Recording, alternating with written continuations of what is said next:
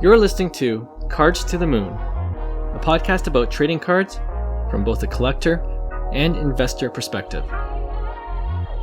We hope you'll stick around for the ride as we take a deep dive into the state of the hobby, share some hot takes, hopefully some useful advice, and fun stories along the way.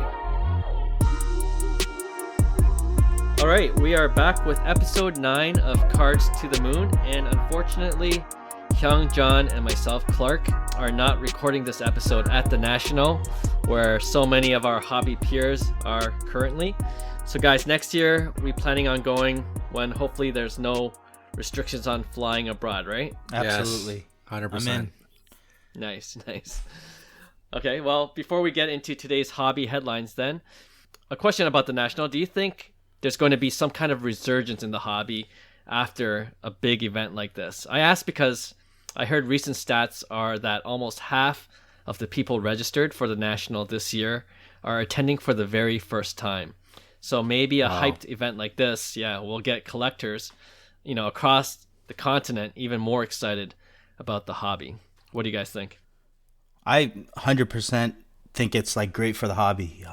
I'm just wondering why it's not in Vegas. That would be the perfect place, no? Yeah. It should be there every year.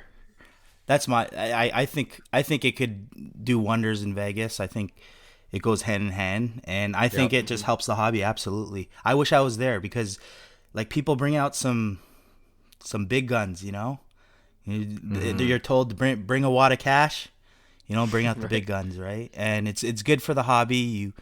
You see cards that you rarely see. You meet people, that you only knew. The resurgence came from COVID, right?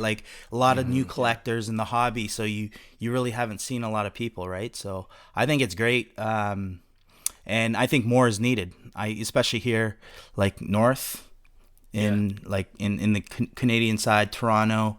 I think as things open up too, I think that's going to become more popular as well. Yeah. I feel very optimistic we're about to see a really good resurgence. I think when you look at some of the lead indicators in pricing, like LeBron, Luka, you're noticing pricing going up. We saw the news about Jay-Z's group. We saw some murmurs about A-Rod and Panini. All of these things were kind of creating buzz in the last 3 to 4 weeks. Yeah. And we kind of this is a bit off topic, but we talked about this before we started recording about how, Bitcoin is seeing the resurgence after the news this week. And I feel that non-traditional investors are in things like sports cards, Bitcoin, crypto, Ethereum. So I feel it all goes hand in hand. What if Bitcoin goes up, Ethereum's going to go up, and I think so is sports cards. So I feel very optimistic, even even better that we have the National right now. That's really causing such a huge buzz. I feel very optimistic. We're about to see a big resurgence. Yeah, I think we're all in agreement for sure. And the best thing about the National or even local card shows, which Hyung, as you mentioned, we need more of, is just to meet up with people, right? Right. That's part of the fun of being in the hobby too.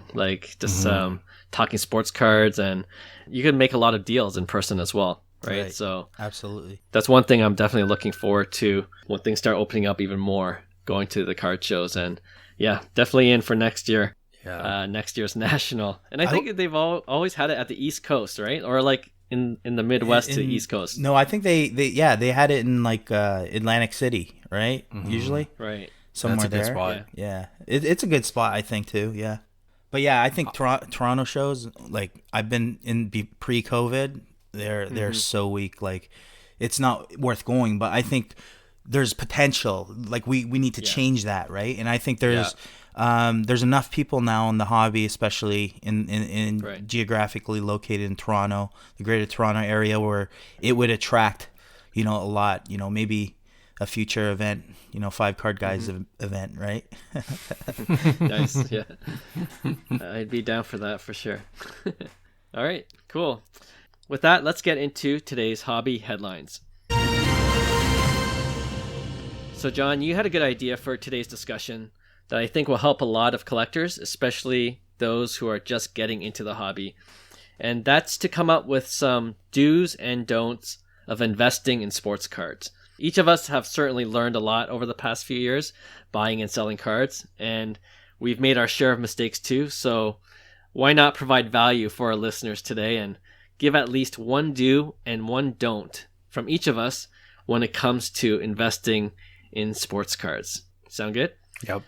Okay, I can go first because I think it's a really straightforward do. This one I'm going to just mention right now. Mm-hmm. But I still get a lot of new collectors DMing me at 5Card Guys on Instagram about whether such and such card is a good buy.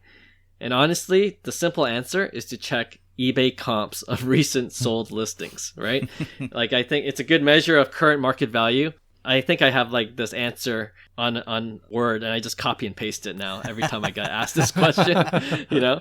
But it's definitely a good measure of current market value. So right away, if you see the listing for a certain card is, you know, way above the most recent sales, it's probably overpriced. And conversely, right, if it's way under recent sales, it might be a real bargain. Although it's not as easy to find those bargain bin prices these days. Right. Related to that, you can also check 130point.com to check recent sales of listings, right? Great tool. Yeah, especially for ones where an offer was made and accepted on a sports card. And shout out to Will, one of the guys in our chat group, mentioned a company called Alt that just released a Chrome extension that does virtually the same thing. That's cool. But directly in the eBay search results. So yeah, you can see exactly what people are paying for. That's cards an eBay now. addict, like a gem right there. Like, that's the perfect thing for an eBay addict. It's his 100%. Gonna save so much time. So exactly. So yeah, that's my first do. Do check recent sales to gauge current market value. Nice. Yeah, who wants to go next with a do? I'm gonna say do your research and stick with your gut. You know, typically a lot of people, like I say, the whole concept of everyday prices excite people. So a lot of people go into an investment not thinking that they want to sell, you know, within 6 months or within a year, but then they see everyday prices and kind of, you know, sell based off that, right? So do your research and trust your gut and why you kind of made that investment, right? And second, I guess don't on the other side, like just chase because that's the popularity. Because most likely by the time you're chasing, you're going to be holding the bags, right? Just like any other investment. You talk crypto, you know, stocks, anytime, you know, the media is getting to it, you know, you're late, right? You're going to be the bag holder. So it's the same concept as follows. So those are my, I guess, do's and don'ts. Yeah. Good one. Nice. Yeah, I'm with you, Clark. I think this segment we're going to probably be doing this segment a lot more. So we're going to start with the basic of all basics. It's super cliche, but buy what you love, right? And I think that concept, number one, it's a big concept for collectors, but even for investors coming in, I will have to assume anybody who's investing in sports cards, you know something about sports, whether you're a fan of you're not going to be a sports card investor when you don't like sports, you don't watch any sports, and you're just going to start, like, no one does that. Like, everybody to a degree watches one of the major sports, kind of likes it. So you are like a fan of sports, right? Whether you collect cards or not. So even investors, I think, one of the big mistakes is you hear about some guy, or you hear about this guy might pop off or something. You don't know anything about them. You just heard it from other people. You don't necessarily like the person, you don't follow them, you don't watch their games, and you go buy it. And what happens is when the card goes up or goes down, especially when it goes down, you get scared, you feel huge remorse and regret. You don't know what to do, right? You just want to, you don't even want to hold on to it because you don't enjoy watching the player. So I think that's, you know, even for investors, not just the collectors, I think buying what you love, at the minimum, investing in players you enjoy watching. So if you're a football lover and you enjoy watching Brady or Mahomes, like, do your best to try to get some Brady and Mahomes.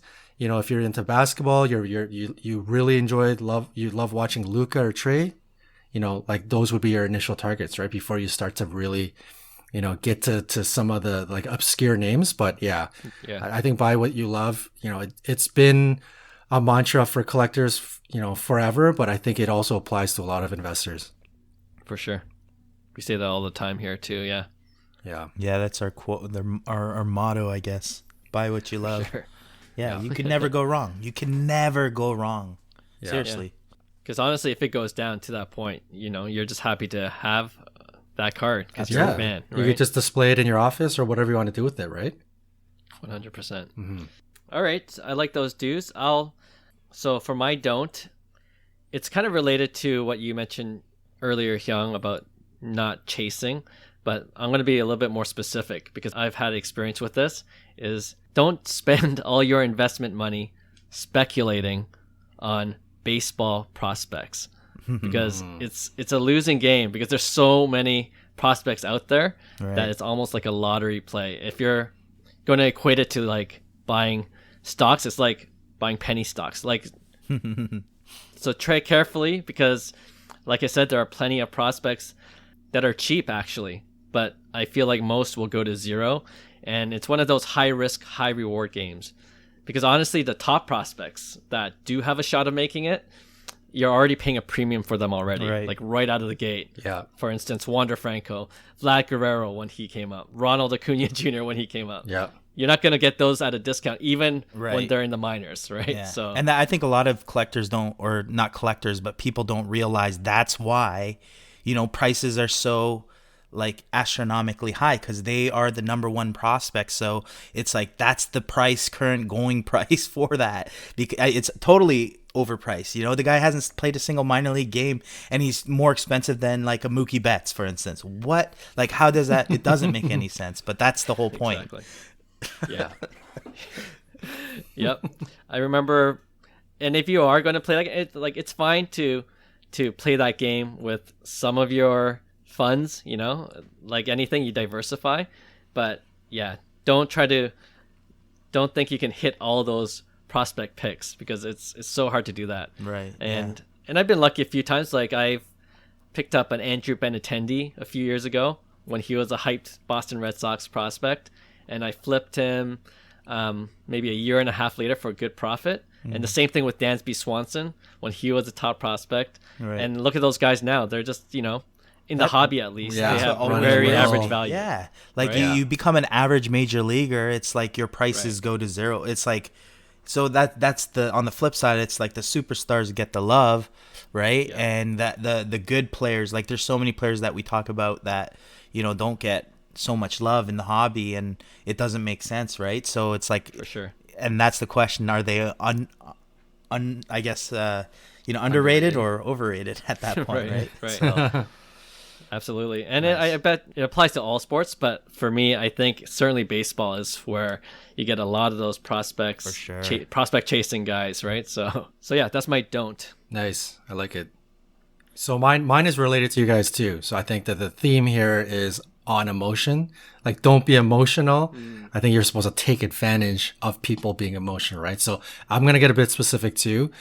Don't buy during the playoffs. So that's my thing. I think when people mention, like kind of like how you guys just mentioned prospects, the prices are already baked in. Like them being in the majors and doing well in their first years, it's already baked into their prospecting because they're like the number one prospect. So it's already assumed they're going to make it and they're going to be huge, right? So it's same like the playoffs. People mention prices baked in. Like when you are, I think Giannis was low because everybody assumed he's going to get knocked out by the Nets. But once he surpassed the Nets and once the Lakers are knocked out, the prices were already starting to get baked in that he's going to the finals and or has a chance at winning the title. So people are already overspending, outbidding each other because of the thought process, I think Giannis is going to win it all. Or Chris Paul, you're overspending because you think, I think this is the year that Chris Paul and Devin Booker are going to win it, right? So those prices, them winning it, prices are almost already baked in. And I think, for me, for anybody who's out there, I think playoffs is a time to sell. If you're thinking about going in on somebody during the playoffs, I think it's already too late. You're going to be, I mean, unless you really, really want it, like you can't, collect what you love. You can't be mad at that. But yeah, if this is for investing, like, yeah, don't buy during the playoffs. Good point. Yeah, for sure. If I were to add one more, I would say don't lose a card, and we always say this in terms of bidding. So when I buy on eBay, if I really love the card, it's like don't nitpick with $50, $60. It's like right. it's the worst to lose a low pop card because you didn't want to spend maybe a 1%, 2% overage of that bet. So it's like when you do go in on a card that you really, really like, or it's like really low pop, it's like bid aggressively, and don't worry, most likely you're not gonna probably pay that full amount, right? So it's like there's many times where I went way higher than and makes your heart sink, but then you pay only like 70% of that, right? Because it's the next highest bid, right? So I know a lot of people that end up losing out on a big time card, right? And it goes for a great price because they wanted maybe to save a bit, right? Or that mentality, right? So yeah, I would say don't do that. And I know people who have benefited, like John. I know you did that with one of your Luis Robert oranges. I think you got a phenomenal deal. You kind of like overbid than what the going, I guess, rate was at the time, and it kind of benefited you because that card's not going to show up anymore, right? It's like, and that's the whole logic of, today's prices versus, the future price. And when you deal with low pop cards, it's like that spread is so much easier to deal with where, you're the last comp, you control the price now, right? Nobody's selling, right? So, that's great. That's a great point. That goes hand in hand with what you said before, and trust your gut, right? I think if you've done the research, that it's low pop or whatever you've researched, you feel like player X is being slept on right now or very underrated, and you feel like this card can in 12 months be a 3x or a 5x card. That's the point where you've done it all the research you can, and at this point you're just gonna go and get that card. And if it's $1,000 card or if it's a $500 card and you believe one day it's going to be a $3,000 card, what does it mean if the comps are $1,000 and you pay $1,250 or you pay $1,500 if you believe it's going to be like a $3,000 card? Right. Like exactly. That's what Hyung is trying to tell all the listeners is like, if you believe in something at that point, trust your research and trust your gut, and then you go and get that card, right? So. For sure. I completely agree with those big time cards, especially, right? Like I've made that mistake where I would bid only a certain amount, and I would think if I got it at that price, it would be a great steal. Right. And then it goes like $100 or $150 or $200 over. And then honestly, as always, the next time you see that same card on auction, it goes $600-$700 over. You're like, damn, that I should have bid $50 more, $100 exactly, more. That last auction happens all the time. Yeah.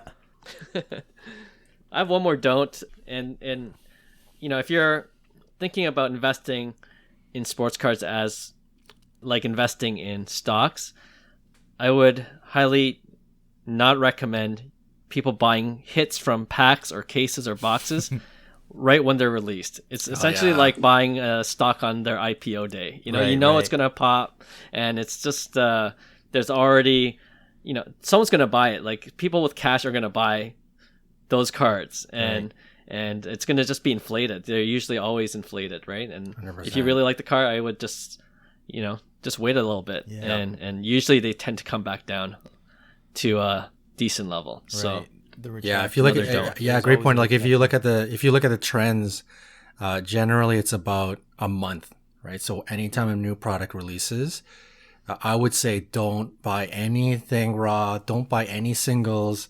You could buy like boxes to rip if you want to have some fun, but don't be buying for investment purposes in that first month.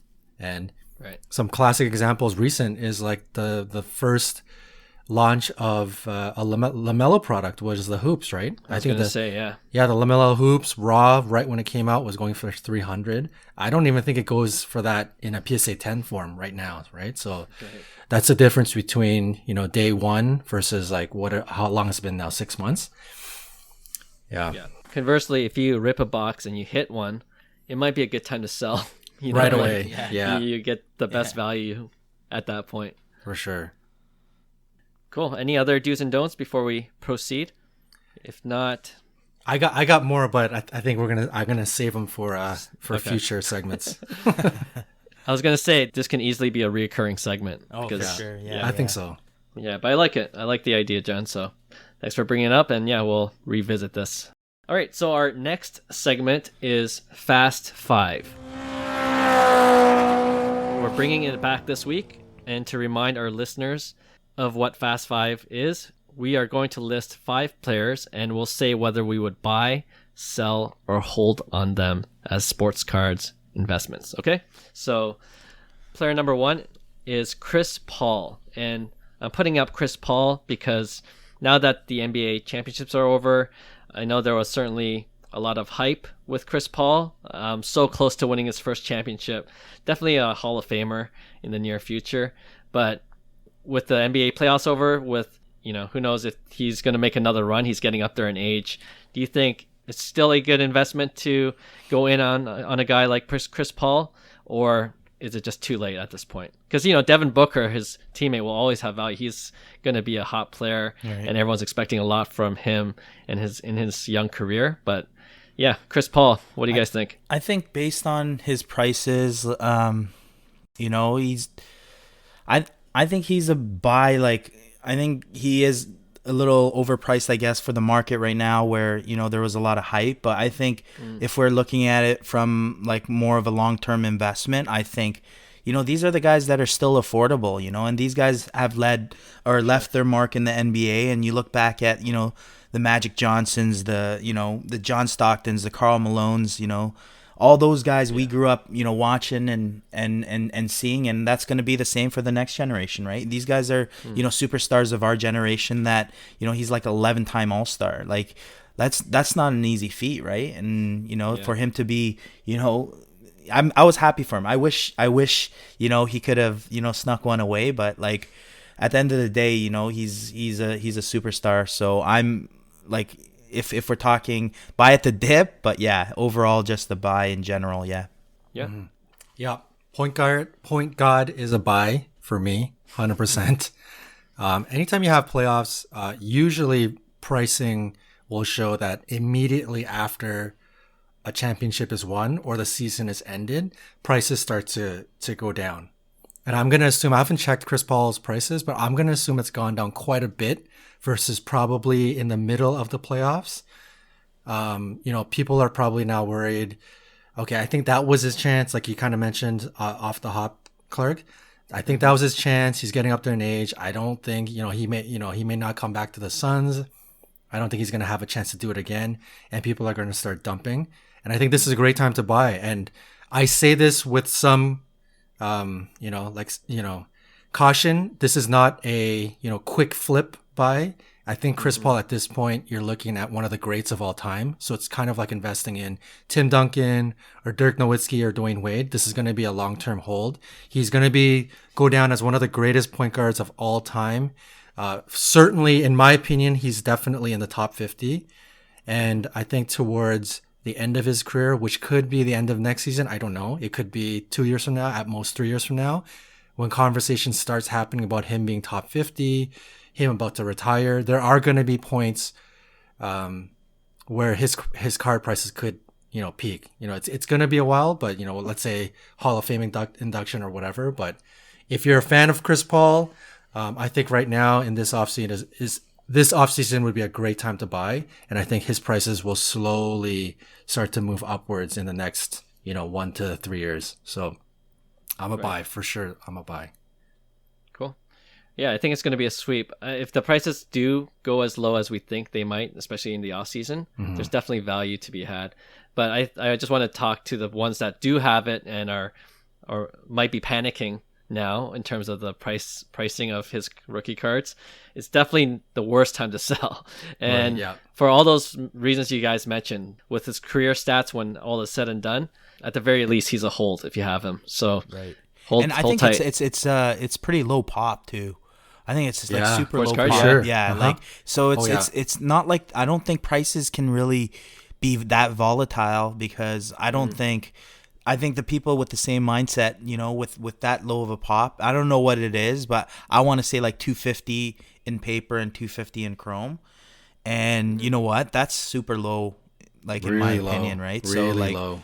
How much can it move? It all depends on what people in general think about, Chris Paul, right? So Yeah, Right. for sure. Yeah, Chris Paul's Topps Chrome year, it's as if it's numbered, but it's not numbered. That's how low. right. That's how low the print run is. I think the year after Jeez. or whatever, like some of the Chromes base cards were numbered to 999. I feel like Chris Paul's year is 999. It was super but low. they just yeah. didn't they just didn't Crazy. actually number it. Yeah, it's Right. really low. Good point. All right, our next player is Zion Williamson. If you check Card Ladder, their app or their website recently, one of his cards is definitely trending upwards. So I think savvy collectors are already investing in Zion now because he's been relatively quiet since the hype of his rookie year. Like I invested in him last year because I thought the same way too. But it looks like people are slowly catching on. And I'm not sure where the price of his rookie cards are, but like other people, are you coming back on the Zion hype train, or are you still staying off him? I never left. I was a big believer in Zion. Like, there's no doubt for me because, one, as a trader, so when I say trader, I'm saying like if I'm buying and selling to a flip, you know what I mean? Like, he's a perfect example because the volatility is great. He's a meaningful player that people love, but the moment he's terrible, people drop, right? But for me, he showed what, like last year, you give him some space, let him create, that body and that quickness is pretty impressive. He doesn't stand that tall. He's 6'6", so he's like undersized in terms of height, but like, and that's where I think this past season he kind of showed you what he can do, right? And it was pretty spectacular for someone that, I think he hits a few more free throws a game, and he's averaging 30 points a game as a 22-year-old, or sorry, the 20-year-old, sorry. He's 19 last year, 20 years old now, so, which is insane. And I've seen his prices from the Prism hype when 2019 came out, right? So we seen Prism bases go for over $1,000 on Zion. So for it to be at 300, I'm saying this is the dip, right? I've seen his card prices. I don't see it going too much lower. I think as he plays and he gets better and more mature, year 3 is going to be big for him. And I think his prices right now, it's the off-season price. It's Black Friday, right? So he's a buy for me. So you guys know I trashed Zion before, and I think I put him in my like whatever the segment was, like as in like a future regret. But that being said, I'm still gonna say a buy, and I say that because Zion and Luka, they're the poster childs of this pop, modern era. But at the same time, their cards are also lead indicators in terms of like sports card investing in the modern era, and when, for me, I still believe a player like Zion has a shelf life. He's not going to be, I don't believe he's going to be like super amazing for 10 years. I could be completely wrong on that, but I think Zion's shelf life is like 3 to 5 years. And with that being said, right now with the market being low and looking like it's starting to rebound, especially with lead indicators like LeBron and Luka and Zion starting to creep upwards, I think a player like Zion will be, in terms of investment world, is a really good buy right now. He's still going to be super relevant. And I think there's still great opportunity. So, Zion in the next 1 or 2 years for me, it's a buy. Long term, I'm not so optimistic about him, in terms of a player, but yeah, right now I'm going to say buy.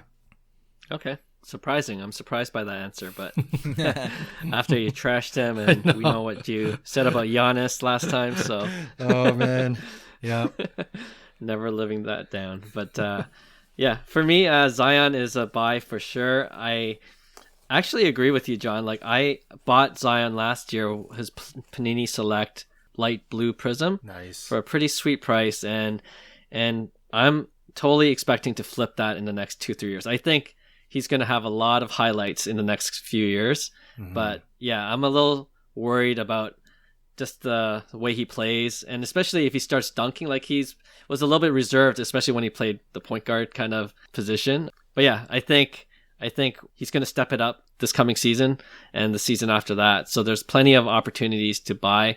And I also agree with you, Hyung. Right now, it's definitely the dip where you can get some good prices for Zion right now, especially if you're into the Panini Prism base game, like between 300 and 400. Knowing where, like you said, it was over 1,000 at the hype. Like it's a third of the price. That's crazy, right? So I can see it definitely going back up there mid-season, when he starts playing again. I think it's another sweep, actually, for Zion. Sweep, yep. All right, our next player in our Fast Five segment is Eloy Jimenez of the Chicago White Sox. I think he was just reactivated. He was. This week. He hit a bomb. Right? Bombed his second game. He went over for first game and then hit a bomb second game. Yeah. Yeah, his power's legit. And we talked about him before on and off. Like, we're all big fans of Eloy, but yeah, so I feel like I already anticipated a clean sweep, but what do you guys think on investing in Eloy? And I bring this up too. Something to think about is he might be overshadowed even now with Luis Robert. Like, there are other good prospects on the White Sox, and I don't know if that might hinder the value of his cards. But anyway, something to think about. But what do you guys think about Eloy? Eloy it's interesting because I've sold Eloy. Actually, because there was a bit of the hype when he was coming back, so it was my time to kind of like cash out because I pulled a lot of base. But for me, I think it's a safe bet to buy. Like, I'm personally not buying, but I just don't see a lot of upside where you're gonna make tons of money. Because like you said, there's factors like getting overshadowed and, at the end of the day, is he going to be like, 260, 270 with 30, 35, 80, 90 RBIs, or is he going to be, better than that, right? So it's like, it's kind of like that, what you said, after year 3, people's like first chromes, like they just like die down because there's no momentum going and they just become good baseball players, right? But obviously their talent doesn't justify the prices. So for me, I'm off Eloy. I've been selling Eloy, and I'm still selling him. So I'm holding off, and I'm a sell. Okay. Damn. Yeah, I wasn't expecting that. Man, you guys made some convincing arguments. That. I don't get me wrong. I still love Eloy because like he was my chase too. Alonso, Eloy, Alonso's the same way. But like, no disrespect to Eloy Jimenez. I think he's gonna have a fine career. I just right now I can't say that I'm gonna buy because I'm actually selling him. So it's like, I'm actually selling him. Speaking facts. Yeah. Clark got me with that overshadowing thing, man. This guy really could be, I mean, that's a legit thing, right? When you're looking at players like, Pippen to Jordan, for Toronto fans, like, McGrady to Vince Carter, like that's a legitimate thing being overshadowed. And I think he's definitely being overshadowed. I'm not sure with Luis Robert around, and especially if Luis Robert does really well, which I believe he will. We talked about it before. How much Eloy can shine. Now that you mentioned that, I'm like, oh man. So I'm in agreement with Hyung. I don't know if the opportunity here is like 3x, 5x monster, but I'm going to stick with what I was thinking before you guys spoke. I'm waning a little, but I'm still going to say buy. I'm kind of with Hyung. I don't know if this is like a huge opportunity. But he's a Silver Slugger, right? He won a Silver Slugger. He's an amazing player, and his cards have been really low, and I think he's going to continue to produce. I think he's going to be, up there with the best. I'm not sure how great his prices would be, but there's still opportunity here to get into some low Eloy cards. So I'm going to still say buy. Okay.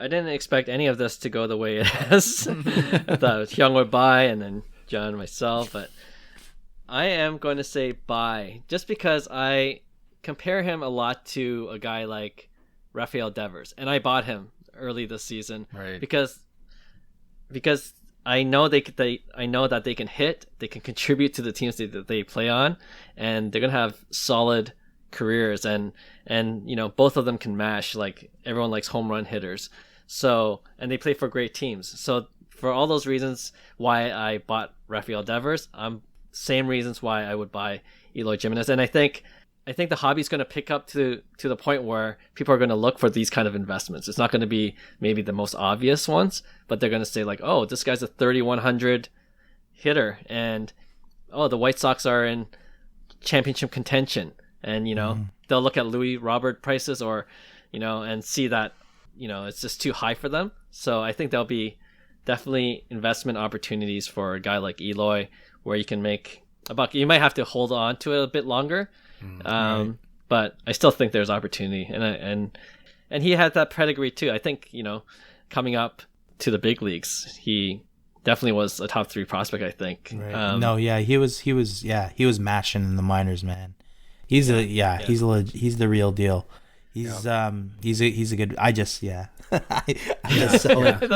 we get it. I know it because I'm gonna. Yeah. You're gonna be holding the bag for months, man. I'm just saying.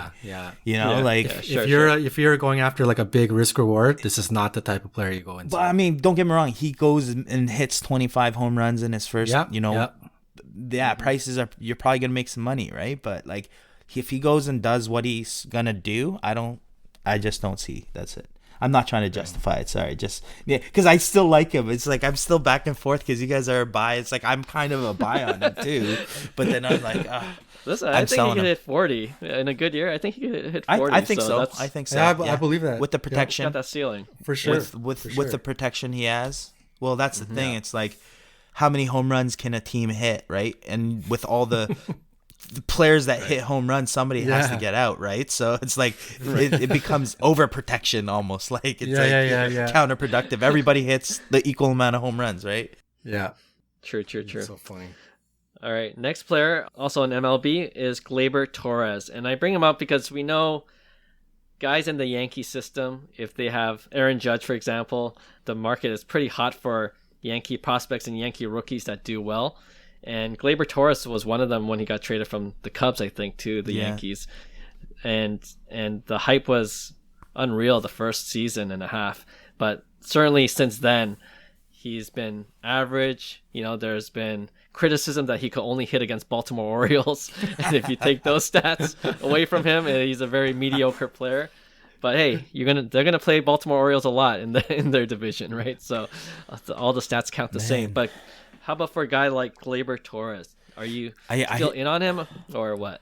I personally like Gleyber. I like his swag. Kind of reminds me of like a Javi Baez, kind of like a better Javi Baez. But it really concerns me his production in 2019 to 2020, and you give the benefit of the doubt in 2020, but then you see this kind of same pattern. And what concerns me about that from a baseball perspective, at least, is he's an undersized guy, right? So it's like he was hitting a lot of homers in that his first full year, where he hit like 39 homers, and it was like the biggest thing, right? Like, and him being undersized, it's like something maybe mechanical, or he's not seeing it, or whatever the case. It's like he doesn't have the power that can go 35 again, like it's showing right now. It's like when things are off, this is what you're getting. And for me, that, like, at the end of the day, you only have a certain amount of time to put up the numbers, right? So it's like,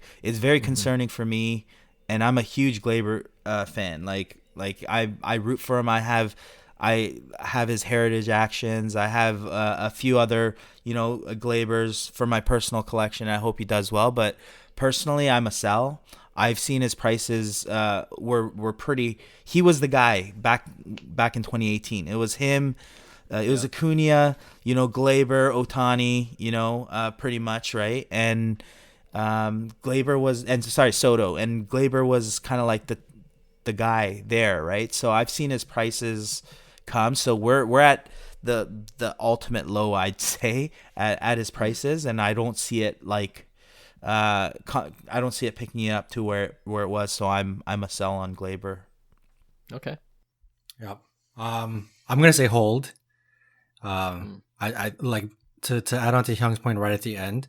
I think his prices are too low, so it is. Some would say, "Oh, this is a great time to buy," but at the same time, I'm like Hyung. I don't know how confident. First of all, I'm not as in depth and knowledgeable in baseball as Hyung is, but at the same time, I don't have that much confidence. I don't know how Gleyber is going to turn out. So I'm gonna just say hold because it's too low to sell, and I don't feel greatly optimistic to buy even at a low point. Now, if what we believe in the market going up goes up, I think all cards start to rise, and I think Gleyber is going to be a part of that no matter what, because he's a Yankee, and you know how it works with with the Yankee market. Like cards, if you're a Yankee, like cards will go up as sports cards go up. So there will be opportunities here, and I could see why some people may say buy, but I'm going to say hold to wait for what happens to the market. So hold for me. Okay. And I am going to go with sell as well. I think he's like another Keston. Like I'm really concerned about, with Gleyber, and like you mentioned, Hyung, like his mechanics seem to be off. And the thing with the Yankees is that they can just go get another guy at any time. They have the money to do that. They have the power to do that. So, everyone on the Yankees has I feel like a short leash compared to other ball clubs, right? And I was, like you, Hyung, I was big on Gleyber when he came up in 2018. I was like so tempted to just like load up on his rookie cards, and even looking at his prices now is so tempting because I know what it was before. Right. So because like 2015 Bowman Chrome BGS 95, it's 500. That's so cheap. Yeah, it's so compared cheap. to compared to what it was. So the temptation is there, but I'm just concerned about whether he can become the player that he was hyped to be, and I'm not 100% confident. So for me, it's a sell, and it's also a sell because there are people that still believe in him. So you can sell his cards for not dirt cheap, right? Yeah, exactly, for something. I would almost sell it and reinvest into another player at this point. That Yankee market, man, it's strong. Yeah, for sure. All right, and our last Fast Five segment player is Kyler Murray, the quarterback for the Arizona Cardinals. I bring him up because QBs are the ones to invest in, obviously, for football cards. Yep. And I don't know. I feel like he's being slept on personally, so I'll go first. I think he's a buy because his prices have come way down from what it was when he first entered the league. But talking about the question of being overshadowed in the NFL, there's so many quarterbacks, right, that have the spotlight, and a lot of those guys like Trevor Lawrence, for instance. There's a couple other guys coming in that haven't played an NFL game, but their cards will be highly valued when they do. And that's pushing like even guys that have been in the league for 2-3 years. So Kyler Murray, and he was a hype prospect too, right? Like number one, I think, drafted number one as well. So first. So yeah, for me, I think there's a great opportunity. He still has the talent, I feel. But yeah, I wonder if that same question of being overshadowed in the league by other hyped NFL quarterback prospects or even other rookies in his class are going to be detrimental to his value. But for me, it's a buy. What do you guys think? I agree, Clark. I think for me, it's a buy as well. Like I think there's a lot in there. I think he's undersized, and that's what like really concerns people in his style of play. Sure. But I believe like this year's going to be interesting. I guess his make or break year. So to me, it's his prices are reasonable. Where if you want to take a gamble, because the type of player, we know what type of player he's been in the spotlight with Oklahoma, even with Texas A&M. He's been in that spotlight, when he had to shine. So it's like you see the slow improvement of Arizona the last couple years, and they're relying on him. And I don't know if he's the guy that can do it, but I think based on the price, I think it's a fair shake where. It's a fair shot. It's a fair investment, I think. And yeah, I think he's a buy right now. Yeah, Kyler Murray, I think right after the Super Bowl ended and prices throughout NFL kind of started to dip, you could have got into some big Kyler Murray cards for pretty cheap. And I kind of regret not doing it because I think prices have started to rise as people, are anticipating, and some people are thinking he's being slept on. And I'm going to agree with the two of you guys. I'm going to say Kyler Murray is a buy. His cards are still relatively cheap for somebody who's one of the top touted quarterbacks in the league. And did he win rookie of the year? In his year, he did, right? Anyways, I think he did, but I could be wrong on that. But he knows how to do it, and I think based on what you guys have said, and some of the guys within our chat group that know a lot about football, like shout out to one of our boys. He's collecting Kyler Murray, so I think just based on his expertise, I'm gonna tag along and I'm gonna say it's a buy. Nice, and you're correct. He was named Rookie of the Year. Yeah, there you go. Season. Okay, awesome. That was fun playing Fast Five again. We'll bring it back some other time, and yeah, that leads us actually to our other favorite segment, Pick One. Just a reminder for those who are listening to our podcast for the first time, Pick One is where we each put up a couple of players against one another, and we choose which one we'd rather invest in. All right, so who wants to go first this week? I'll throw one at you guys, and you guys could, because this was big in 2020. This is during, I guess, when the whole COVID thing started, and 2020 Bowman released, and it was the hottest product. Everybody's chasing, Jasson Dominguez, and then Bobby Witt Jr. also signed for $8 million, right? So it's Dominguez versus Bobby Witt, just like when we were ripping. That's the two guys you wanted to get. Who would you rather have now? Damn. I wanted to pick Bobby Witt because I think he's a bit safer. He had a cup of coffee in spring training. He showed what he can do, and it looks like he's all the way legit. And there was some huge hype around him. But I'm still gonna pick Jasson Dominguez of the two guys.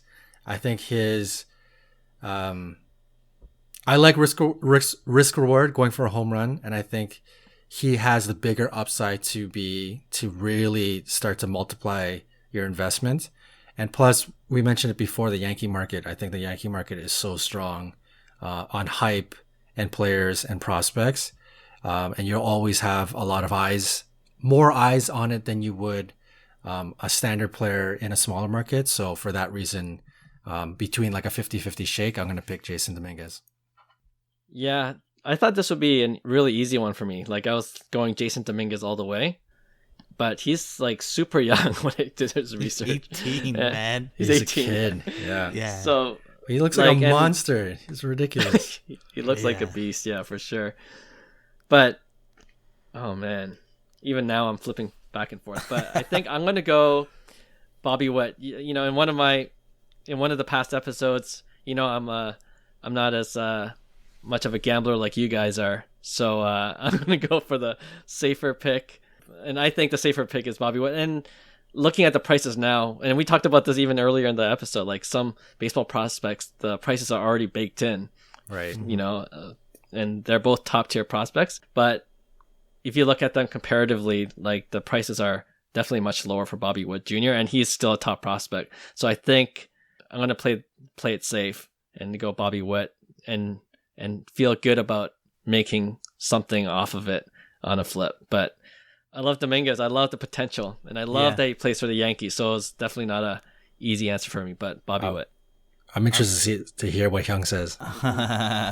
You know what? I'll like I say, I can't say and not do. So it's like for me, you'd think that I would have Dominguez, but no, I'm all in on Bobby Witt. I think he's gonna be a superstar. He's $8 million for a reason.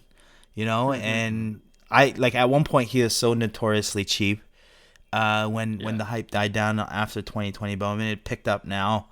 And I think he'll be in the big leagues probably this year, and he's gonna make a statement because I think he's ready. He's like ready to make and I think he's gonna be a superstar in the big leagues. I really believe that. And yeah, I think that's why it's like, don't get me wrong. I think Dominguez, you're gonna do well with him. He's gonna be a beast, but he's young. He has 3 years before he even sniffs the big leagues. So it's like if you want to enjoy his minor league career and follow along, then there's gonna be a lot of ups and downs. So yeah. Right. Do you guys know the pop report on Bobby Witt Bowman for Sapphire? Because I just remember watching a whole bunch of breaks. Yeah. And literally every single card would be like ugly centering, like nasty centering. Like we're talking like 90-10. Without fail, you hit Bobby Witt Jr. in a Bowman Chrome Sapphire, you're getting like a 90-10 Sapphire. Sometimes like 100-0. Like you're like the border is like touching the other side of the card. So I'm actually curious. I haven't checked it myself. I'm curious what the gem rate is on that card, because man, that I'm gonna assume that thing is crazy low, and I'm already gonna assume that card is really expensive. But anyways, was curious if you guys knew, but I'll check after. I don't, but yeah, well, it's an interesting point. All right, Johnny, you got one? Yeah. So I'm gonna actually pick two specific cards, and it does go towards the two players too. But we're gonna go with Luka's rookie year Optic Holo PSA 10 versus Mahomes rookie year, which is 2017 Optic Holo PSA 10. Jeez. Both for the longest time were right around 5K. I think the Luka, because of him being the poster boy and taking such a big hit, I think his Optic has dropped to around 35. Okay. And Mahomes has stayed pretty solid at around 45. But, Luka has popped 275. Mahomes has popped 590. So of the two cards, if you had the opportunity and you had that kind of money, which of the two cards are you going for? I'm going with Luka. I just like the deal better. I like the pop better. Don't get me wrong. Again, it's both are a buy in my opinion, and there's no justification on what's better than the other. It's strictly where do I want to spend $3,500 or $5,000, and it's like right now $3,500 wins because it's much better buy-in because both cards I think are going to be astronomical one day. So yeah, I'm a buy on both. But yeah, Luka, sorry. Oh man, this is a boring answer too, but 100% agree with Hyung. I'm Luka all the way, and I love Mahomes too for as a play, especially long term. I think he's gonna have a amazing career.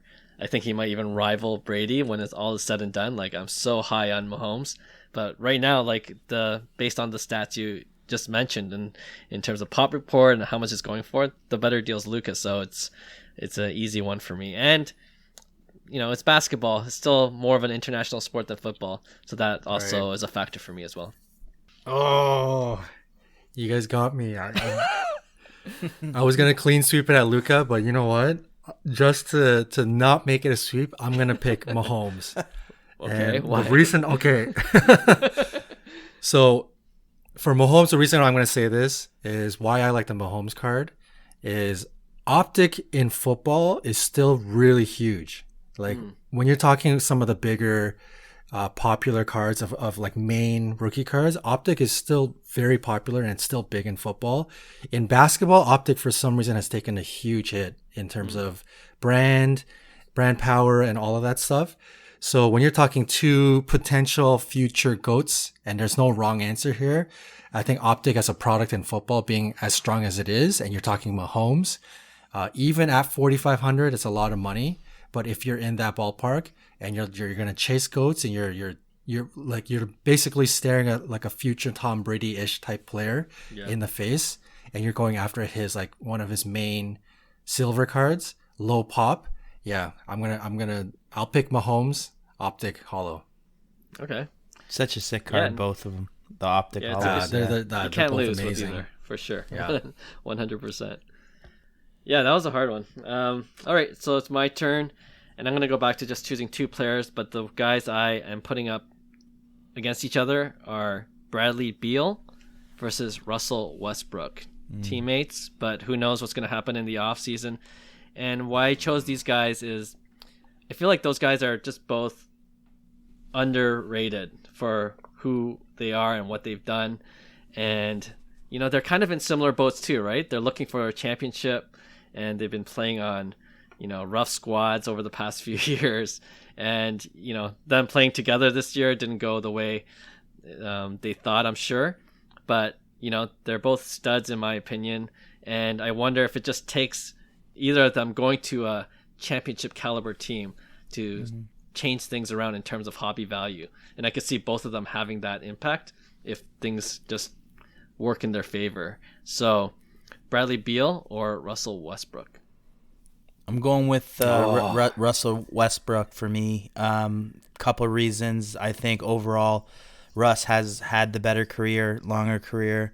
And second, more importantly, the cards available. Like, to me, it's like that 2000, is it 8 or 9? Like the Chrome. Like, yeah, OG, you know, that's such a classic set. The image is iconic. You know, I love the availability of his cards. So for me, it's easy. Russell Westbrook, 100%. Okay. Damn. Yeah, these two, this is a good choice, man, because you're talking 2008 Chrome, Topps Chrome, which is an iconic set, and now you're talking Beal's rookie in 2012 Prism, which is also the other iconic set. So there's the two. Oh man, I'm gonna switch my answer again. I was gonna pick Westbrook. I don't like Westbrook at all. I've never liked him throughout his career. I'm such a big hater. But I can't deny his he's just so much more accomplished. He's a triple-double machine. I think at the end of the day, when his career's done, I think people are going to start to recognize him as one of, one of the big-time players, right? And I don't know if he's going to finish in the top 50, but he could flirt. He could be in that, right in that category. So I could recognize the greatness, but I'm just going to pick Bradley Beal strictly based on what I would actually buy. And of the two guys, I would actually buy Bradley Beal. I like him as a player. I think he has he's the type of player that I think any team could use to actually win a championship. And I think he's going to have it. I think before his career's done, I feel very optimistic. Beal is the type of player that's going to win a championship, and that card's going to really blossom. So, strictly based on the fact that of the two, what I would actually buy, I'm going to go with Bradley Beal because I think I would actually buy him. And truthfully, I have been looking at his 2012 Prism for quite a while now. Okay. That's fair. Yeah.